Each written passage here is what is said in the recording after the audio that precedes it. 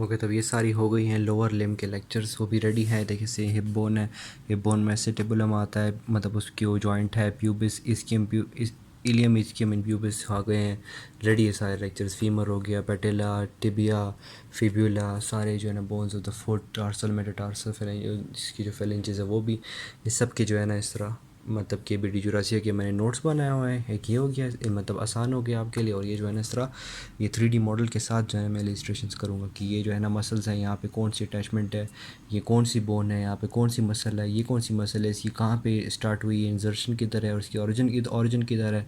ये hip bone हो गया है, ये वाला हिप बोन हो गया, ये बोन का आधा पार्ट या रिमूव हो गया तो उसकी जगह यहाँ से क्या व्यू हो रहा है, सबको जो है ना डिटेल्ड डिस्कस करेंगे विद इलस्ट्रेशंस। ठीक हो गया, तो चले ये लेक्चर सुन आते हैं इंशाल्लाह।